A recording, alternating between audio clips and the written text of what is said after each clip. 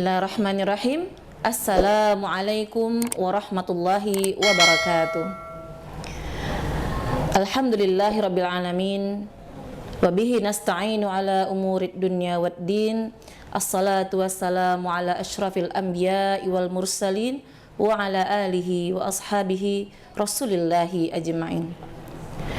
Puji serta rasa syukur kita panjatkan kehadirat Allah Subhanahu wa taala. Alhamdulillah atas berkat limpahan rahmat dan karunia dari Allah, maka kita masih diberikan kesempatan oleh Allah untuk kembali dapat bertemu dengan bulan Ramadan yang mulia ini, di mana di bulan Ramadan ini kita diberi kesempatan untuk meraih pahala sebanyak-banyaknya. Selawat berangkaikan salam tidak lupa kita sampaikan kepada uswah dan qudwah kita, yakni Nabi besar Muhammad sallallahu alaihi wasallam. Semoga di akhirat nanti kita termasuk umat beliau yang diberikan syafaat. Amin ya rabbal alamin. Kaum muslimin rahimakumullah. Dalam sebuah hadis Nabi, Rasulullah sallallahu alaihi wasallam bersabda yang artinya, seorang mukmin itu sangat menakjubkan karena semua perkara baik baginya. Namun semua itu tidak akan terjadi kecuali oleh seorang muslim yang sejati. Jika ia mendapatkan kesenangan, maka ia akan bersyukur dan itu baik baginya. Jika ia mendapatkan kesusahan, maka ia bersabar dan itu juga baik baginya. Hadis riwayat Muslim. Dari hadis yang dibacakan tadi, ada dua hal yang bisa kita ambil. Yang pertama syukur, dan yang kedua adalah sabar. Setiap muslim pasti akan merasakan cobaan di dalam hidupnya. Jadi syukur, sabar ini adalah dua hal yang tidak bisa dipisahkan. Saat semua orang atau saat kita mengalami musibah, maka kita dianjurkan untuk bersabar atas musibah tersebut. Karena apa? Karena itu adalah salah satu bentuk kasih sayang Allah terhadap hambanya. Sama seperti contohnya seorang guru. Suatu hari nanti akan ada ujian. Nah, jadi guru-guru ini akan memberikan soal-soal ujian kepada murid-muridnya. Gunanya apa? Untuk menguji. Ya, untuk menguji sejauh mana pemahaman murid-muridnya ini terhadap materi yang sudah diberikan. Maka diujilah murid-murid tersebut untuk mengetahui sejauh mana pemahaman mereka terhadap materi itu. Nah, kalau mereka berhasil, maka mereka akan naik ke tingkat selanjutnya. Begitu juga dengan kita manusia. Kita diuji oleh Allah untuk mengetahui sejauh mana ya kita ini bisa bersabar, kita ini bisa mengambil hikmah dari apa yang telah Allah janjikan terhadap kita. Dan kita bisa mengambil hikmah, kita berpikir ya, kenapa Allah memberikan kita cobaan? Ya, supaya apa? Supaya kita bersyukur. Kaum muslimin rahimakumullah. Tentu saja seorang guru memberikan soal-soal ujian kepada murid-muridnya, tentu soal-soal atau materi-materi yang sudah pernah dipelajari. Tidak akan mungkin seorang guru memberikan ujian tetapi materinya belum pernah diajarkan. Begitu juga dengan Allah.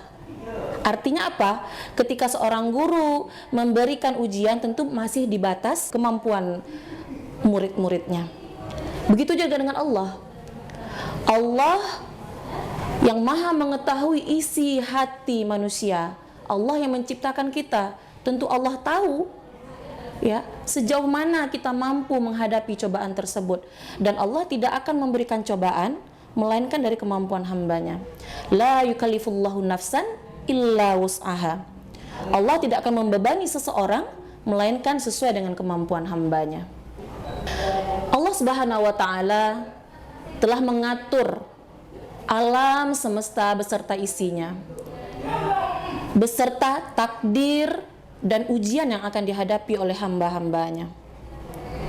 Allah Subhanahu wa Ta'ala telah mengatur alam semesta beserta isinya, dan tentu dengan takdir dan ujian yang akan dihadapi oleh hambanya. Oleh karena itu, kita dituntut untuk selalu bersabar atas semua ujian yang Allah berikan. Seringkali kadang-kadang ujian yang Allah berikan ini terasa ringan bagi kita, tapi tak jarang juga ujian yang datang itu terasa berat, bahkan datang bertubi-tubi. Kaum muslimin rahimakumullah. Meskipun begitu, Islam adalah agama yang datang dengan membawa kelembutan, kasih sayang, dan dengan kemudahan. Bahkan Allah juga berfirman di dalam surah Al-Insyirah ayat 6, "Inna ma'al usri yusra." Sesungguhnya bersama kesulitan itu ada kemudahannya. Artinya apa? Ketika Allah menurunkan cobaan, maka Allah juga menurunkan solusinya. Jadi sebenarnya tidak ada yang sia-sia di dalam hidup kita ini. Kaum muslimin rahimakumullah. Nah, setelah kita bisa melewati semua ujian tersebut, maka kita dituntut untuk selalu bersyukur terhadap anugerah yang Allah berikan kepada kita. Bahkan kesabaran yang kita miliki tadi itu juga harus kita syukuri, karena itu juga sebuah kenikmatan.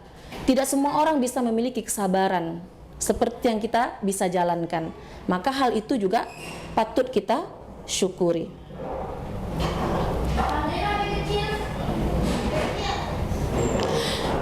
Terkadang kebanyakan dari kita terlalu sibuk memikirkan cobaan, ya, memikirkan musibah yang bertubi-tubi datang terhadap kita. Tapi kadang-kadang kita lupa satu hal.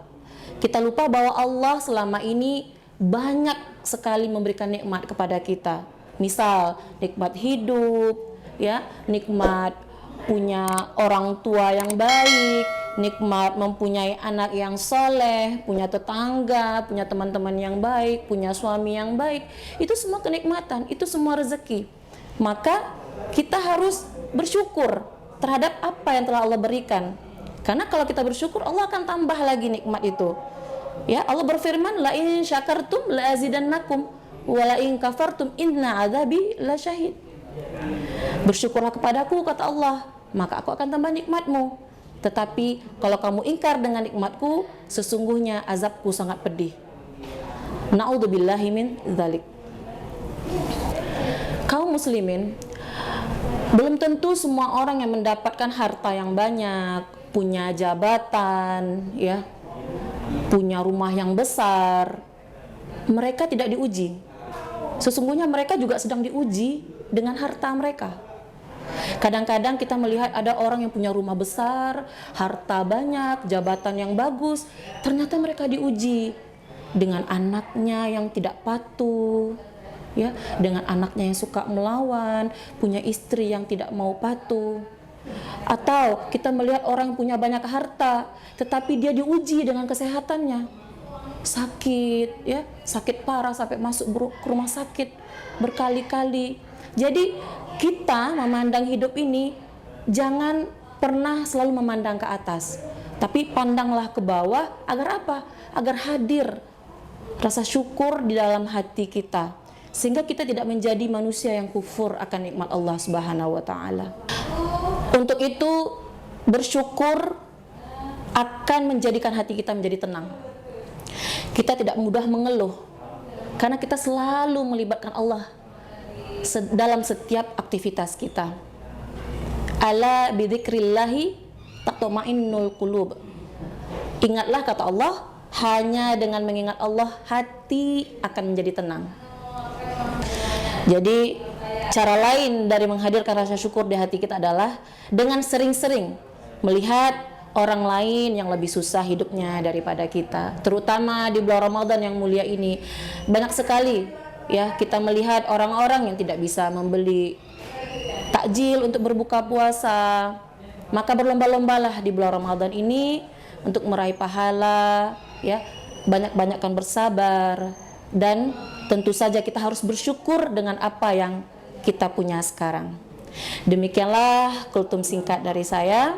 Aqul qauli hadza astaghfirullahal azim innahu huwa ghafurur rahim. Assalamualaikum warahmatullahi wabarakatuh.